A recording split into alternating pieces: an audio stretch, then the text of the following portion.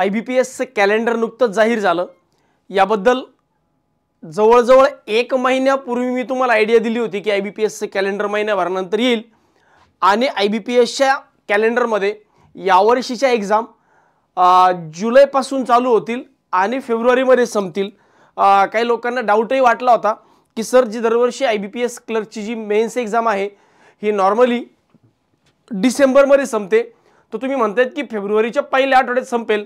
तर काही लोकांना या विषयावर थोडा डाऊट वाटायचं की सर काय फेकता बिकतायत काय किंवा सर अंदाज लावतायत का, तुक्के मारतायत का। तर नाही, जोपर्यंत काही ना काही काय म्हणू शकतात आपण तिसरा डोळा उघडत नाही, काही ना काही सिक्स सेन्स आम्हाला सांगत नाही, तोपर्यंत कुठल्याही विषयावर विनाकारण आम्ही बोलत नाही। मंथली सेशन घेतलं यावर्षी जानेवारीचं, त्या सेशनमध्येही बोललो होतो की IBPSचं कॅलेंडर हे टेंटेटिव्हली अशा पद्धतीने असेल। दरवर्षी नॉर्मली ऑगस्टमध्ये कॅलेंडर चालू होतं आणि जानेवारीमध्ये संपून जातं। यावर्षी कॅलेंडर थोडंसं लवकर पण चालू होतंय, म्हणजे परीक्षा लवकर चालू होत आहेत जुलैच्या शेवटच्या आठवड्यामध्ये आणि संपताना फेब्रुवारीच्या पहिल्या आठवड्यामध्ये संपतायत। तर यावर्षीचं कॅलेंडर हे बऱ्यापैकी मोठं असेल, त्यामुळे अभ्यासही तुम्हाला थोडासा मोठाच करावा लागेल किंवा जास्त वेळ त्या गोष्टी लक्षात ठेवाव्या लागतील।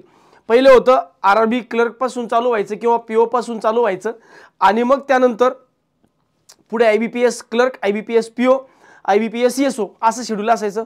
तर ॲग्रिकल्चरवाल्या विद्यार्थ्यांनाही ते सोपं जायचं की जनरल बँकिंगची तयारी केली तर ठीक आहे, नाही झाली जनरल बँकिंगची तयारीत लगेच AFO कडे शिफ्ट होऊ।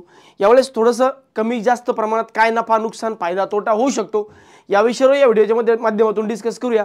पहिल्यांदा 1-2 मिनिटांमध्ये समजून घेऊ की नेमकं IBPSचं कॅलेंडर कसं आहे या वर्षीचा, आणि त्यानंतर या मुद्द्यांवर डिस्कस करू की नेमकं बदल काय झाला। IBPS क्लर्क पदाचं नाव कस्टमर सर्व्हिस असोसिएट केलं, तर नेमकं या मागचे रिझन काय या संदर्भात इत्थंभूत माहिती घेऊया। एकदा कॅलेंडरवर नजर टाकूया आणि मग पुढे जाऊया। जर ग्रामीण बँकांच्या एक्झामचा तुम्ही विचार केला तर ग्रामीण बँकांची एक्झाम जी आहे या सुरुवातीला ऑफिसर स्केल 1 ची प्री असेल 27 जुलै, 2 ऑगस्ट आणि 3 ऑगस्ट या 3 दिवस प्री, आणि याची मेन्स जी आहे मेन्स ही 13 नोव्हेंबर 2025 ला 13 नोव्हेंबर 2025 ला मेन्स बद्दल बोलतोय। 13 सप्टेंबर 2025 ला 13 सप्टेंबर ऑफिसर स्केल 1 ची प्री, स्केल 1 ची मेन्स। स्केल 2 ला प्री नसते, मेन्स जी आहे ही ऑफकोर्स 13 सप्टेंबरला। ऑफिस असिस्टंट ज्याला आपण क्लर्क म्हणतो, तर क्लर्कची प्री जी आहे ही ऑगस्टच्या शेवटच्या आठवड्यात म्हणजे 30 ऑगस्ट, 6 सप्टेंबर आणि 9 सप्टेंबर, आणि मेन्स डायरेक्ट तुमची नोव्हेंबरमध्ये जाणार। म्हणजे सप्टेंबरमध्ये प्री द्या, सप्टेंबर पूर्ण महिना, ऑक्टोबर पूर्ण महिना आणि ऑलमोस्ट 2 महिन्यानंतर मेन्स होईल, 2 महिन्यानंतर। त्या मानाने इथं जर तुम्ही बघितलं तर महिन्याभराच्या आत प्री आणि मेन्स आहे। म्हणजे बघा तुमची प्रिलिमिनरी एक्झाम जी आहे, प्रिलिमिनरी एक्झाम ही 3 ऑगस्टला संपते आणि लगेचच्या लगेच इथपासून पुढे एक महिना 10 दिवस म्हणजे 40 दिवसामध्ये मेन्सची एक्झाम आहे। ते पण त्या दिवसामध्ये रिझल्ट लावायचा आहे आणि कॉल लेटर पण टाकायचे। तर त्यामुळे हवाला जो पार्ट आहे हा थोडा शॉर्ट करून टाकला। ज्यांना RRB PO बनायचे आतापासून प्री आणि मेन्सची तयारी करा, तेव्हा हे फायनल सिलेक्शन तुम्ही होऊ शकताल।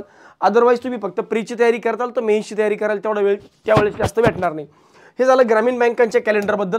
IBPS PO IBPS क्लर्क बद्दल जर विचार केला तर IBPS PO बघा ऑक्टोबरमध्ये चालू होते, ऑक्टोबरमध्ये प्री एक्झाम आणि नोव्हेंबरमध्ये मेन्स एक्झाम। ऑक्टोबरमध्ये प्री 4, 5 आणि 11 ऑक्टोबरला प्री, आणि नोव्हेंबरमध्ये तुमची मेन्स एक्झाम आहे 29 नोव्हेंबरला।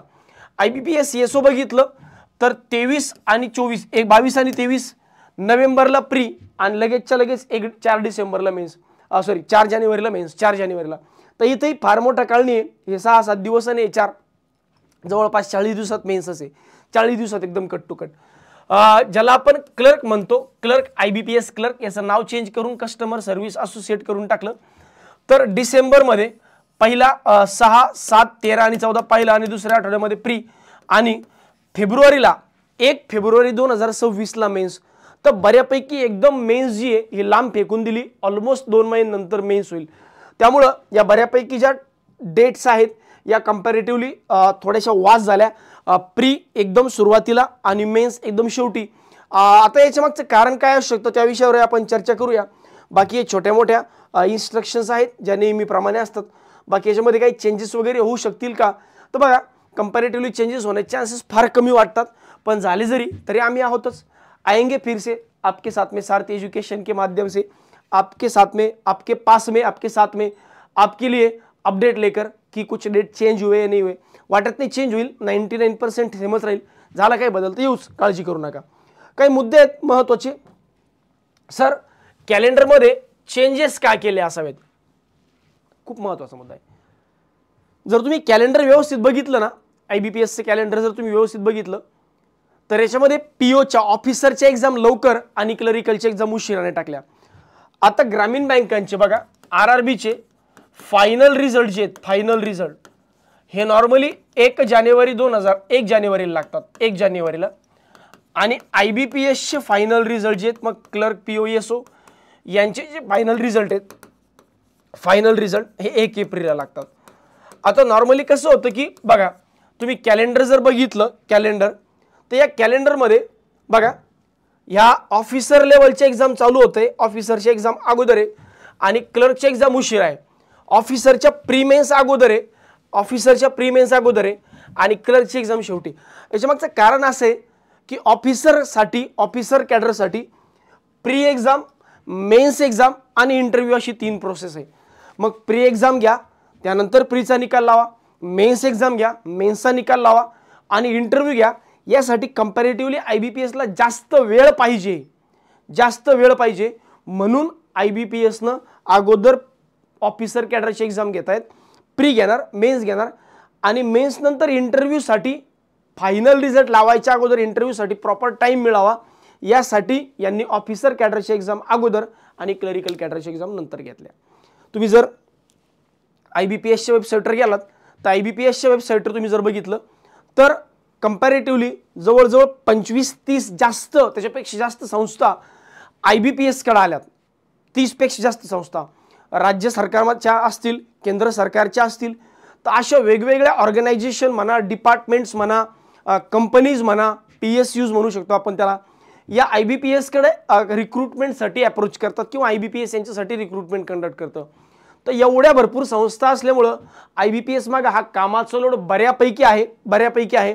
त्यामुळे कंपॅरेटिव्हली IBPSला तो वेळ सांभाळून हा वेळ सांभाळायचा आहे आणि IBPSला ते डिसिप्लिन पाळायचं आहे की निकालही वेळेवर लावायचे, एक्झामही वेळेवर घ्यायच्या, नोटिफिकेशनही वेळेवर काढायचे आणि यात सगळं पहिलं प्रेफरन्स जे पहिल्यापासून हे बँकिंगला असणार आहे पहिल्यापासून.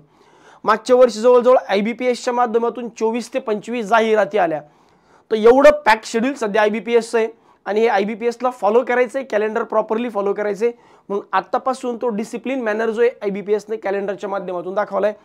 तर ते एक डिसिप्लिन दाखवण्यासाठी IBPSने कॅलेंडरमध्ये चेंजेस केलेत की पहिल्यांदा ऑफिसर कॅडरची एक्झाम घ्याव्यात आणि मग क्लरिकल कॅडरच्या, कारण क्लरिकलला फक्त प्री आणि मेन्स असतं, इंटरव्ह्यू नसतो.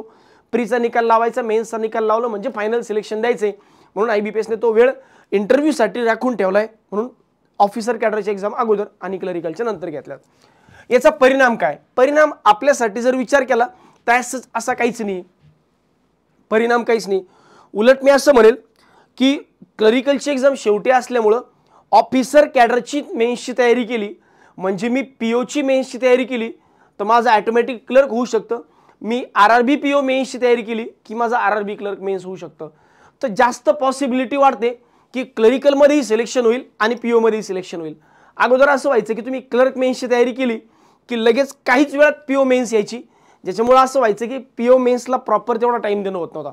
आतापासून जवळजवळ जर तुम्ही 13 सप्टेंबर म्हणजे RRBची POची पहिली मेन्स जरी कन्सिडर केली तर आज 13 जानेवारी आपण टेंटेटिव्हली कन्सिडर करूया. 13 सप्टेंबर म्हणजे मोठामोठी 8-9 महिन्यांचा टाइम आपल्या आत्ता आहे, 9 महिन्यांचा. या 9 महिन्यामध्ये प्रॉपरली मेन्सची POच्या मेन्सच्या दृष्टीने प्रॉपर तयारी होऊ शकते. तर मला असं वाटतं की PO मेन्सच्या दृष्टीने तयारी करावी सो दॅट क्लरिकल ऑटोमॅटिक होईल. तर परिणाम याचा ॲडव्हर्स किंवा निगेटिव्ह परिणाम तरी काहीच नाही होणार, तर पॉझिटिव्हच होईल. बरं, निगेटिव्ह होऊन काय होऊ शकतो तो थोडासा AFOच्या केसमध्ये, जसं सर ESO आणि जनरल बँकिंगची तयारीसाठी फायद्याची की तोट्याची. बघा आता पहिले जर असं नॉर्मली असं स्ट्रक्चर होतं, अगोदर ग्रामीण बँकांच्या परीक्षा, मग IBPS क्लर्क किंवा PO, मग IBPS क्लर्क किंवा PO आणि सगळ्यात शेवटी ESO. मग ESOची तयारी करणारे विद्यार्थी काय करायचं, समजा जनरल बँकिंग केलं आणि एक्स्ट्रा 2 तास 3 तास जर ॲग्रिकल्चरला दिले तर जनरल बँकिंग पण व्हायचं आणि ॲग्रिकल्चर पण व्हायचं. आता काय होईल, थोडंसं प्रॉब्लेम कुठे येईल की IBPS RRB झालं, IBPS PO झालं, मध्येच येस होईल आणि पुन्हा क्लर्क मेन्स येईल. तर त्यामुळं थोडंसं जमलिंग नवीन मुलांच्या केसमध्ये होऊ शकतं, जुन्या मुलांच्या केसमध्ये असं याने काही फरक पडणार नाही.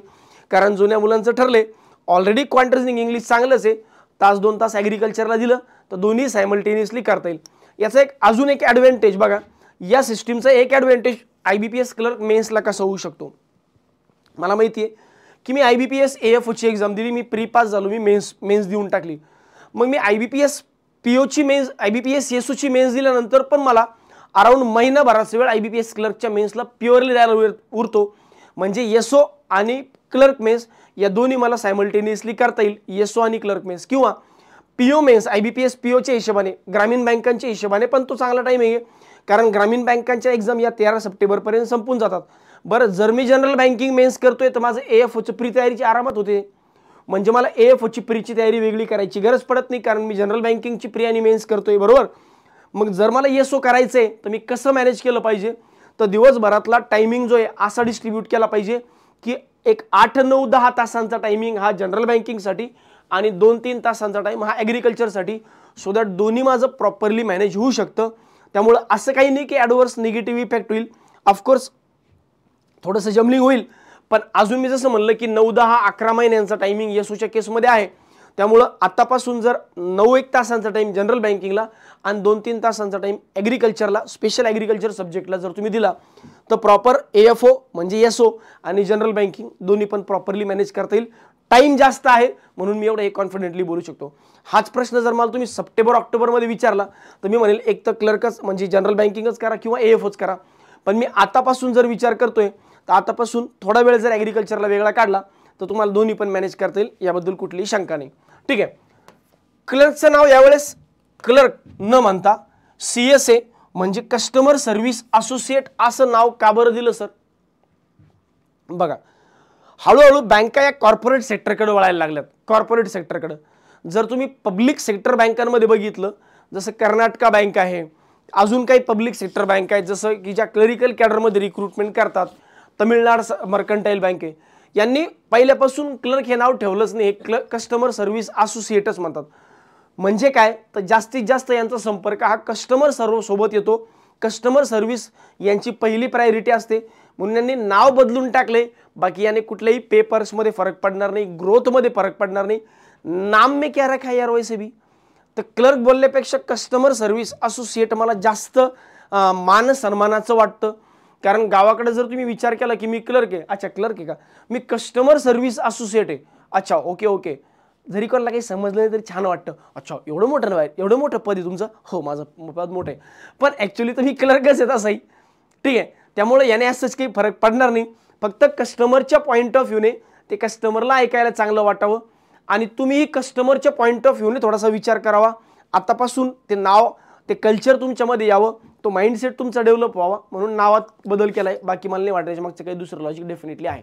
ठीक आहे सर, यावर्षी जागा कशा येतील? आता जागांचा जर विचार केला तर मागच्या वर्षीप्रमाणे ग्रामीण बँकांच्या जागांमध्ये थोडंफार खालीवर होऊ शकतं, पण IBPSच्या जागा माझ्या हिशोबाने ॲज इट इज किंवा यापेक्षा जास्त येऊ शकतात. पण सध्या ग्रामीण बँकांमध्ये महाराष्ट्र ग्रामीण बँक आणि विदर्भ कोकण ग्रामीण बँक यांच्यामध्ये खूप मोठी रिटायरमेंट सध्या तरी नाही आहे. किंवा आता सध्या माझं म्हणणं असं आहे की यावर्षी मला असं वाटतं की यावर्षी मोस्ट प्रोबेबली बँकांचं मर्जिंग होऊनच जाईल. कारण ज्या पद्धतीने गव्हर्नमेंटची हालचाल चालली आहे ग्रामीण बँकांचं मर्जिंग करण्यासाठी, तर मर्जिंग मोस्ट प्रोबेबली होईल. आता मर्जिंग केल्यानंतर जागा एकदम वाढू पण शकतात किंवा कमी होऊ शकतात किंवा ॲज इट इजही राहू शकतात. पण यावर्षी जर मर्जिंग झालं तर डेफिनेटली याच्याबद्दल आत्ता अंदाज लावणं मला तरी अवघड वाटतो.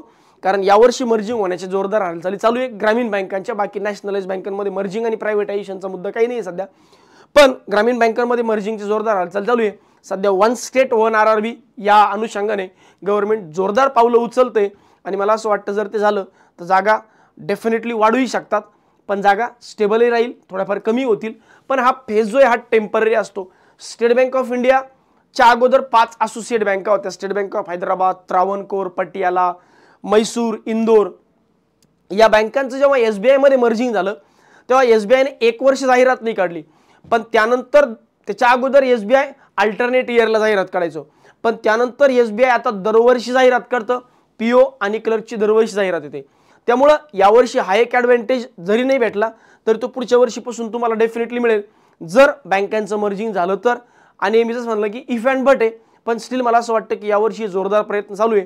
इनफॅक्ट यावर्षी असंही होऊ शकतं की 1 एप्रिललाच तुम्हाला मर्जिंग जे बँकांचं झालेलं दिसेल. बऱ्यापैकी हालचाली चालू आहे. आता शेवटी गव्हर्नमेंटचा निर्णय असतो, त्याबद्दल त्यांची तयारी झाली ते करतीलही, नाही तर मग एखादा पोस्टपोनही करतील. क्वार्टरमध्ये एखादा क्वार्टर पोस्टपोनही होऊ शकतं. मे बी असं होईल की गव्हर्नमेंट आहे वर्षभर पण पेंडिंग टाकून देतील. पण जर पेंडिंग टाकलं तर मग जागा चांगल्याच येतील. आणि जर मर्जिंग झालं तर टेम्पररी स्पाइक किंवा टेम्पररी डिग्रेडेशन किंवा नंबर ऑफ वॅकन्सीजमध्ये डिक्रीज तुम्हाला दिसू शकतं. ठीक आहे. बाकी IBPS clerk, IBPS PO, IBPS SO या जागा डेफिनेटली वाढतील किंवा ॲटलिस्ट तेवढे तरी राहतील असा सध्या तरी अंदाज आहे. स्टील मी म्हणेल असं प्रिडिक्शन करण्यापेक्षा नोटिफिकेशनची वाट बघू. बाकी एक्झाम भरपूर आहे. काल मी तुम्हाला सांगितलं युको बँकेची LBOची ॲड येणार आहे. मी काल तुम्हाला सांगितलं NICLची EOची ॲड येणार आहे. मी काल तुम्हाला सांगितलं IDBIची नॉन PGDBFची एक ॲड येणार आहे. PGDBFची एक ॲड येणार आहे. सध्या SBI PO आहे, SBI क्लर्क आहे. तर सध्या मी तुम्हाला 6-7 ॲडव्हर्टिजमेंट बोलून दाखवतोय. या जवळपास 5-6 ॲडव्हर्टिजमेंट आहेत जनरल बँकिंग AF वाल्यांसाठी. तर 10-12 जागा सध्या आपल्या हातात आहे. 10-12 एक्झाम सध्या आपल्या हातात आहे. आणि वर्षभरात अजून 2-4, 5-6 ॲडव्हर्टिजमेंट जरी आल्या तर वर्षभरात 17-18 एक्झाम तुम्हाला सहजासहजी द्यायला मिळत आहेत. सध्या मी एवढंच म्हणेल, अभ्यास चालू ठेवा, चांगला मोमेंटम तुमच्याकडे ठेवा. 2025 टार्गेट ठेवा की यावर्षी माझं फायनल सिलेक्शन झालं पाहिजे. बाकी अपॉर्च्युनिटी येत राहतील आणि मार्गदर्शनासाठी आम्ही आहोतच. ठीक आहे. धन्यवाद. भेटूया पुढच्या व्हिडिओमध्ये. Thank you very much.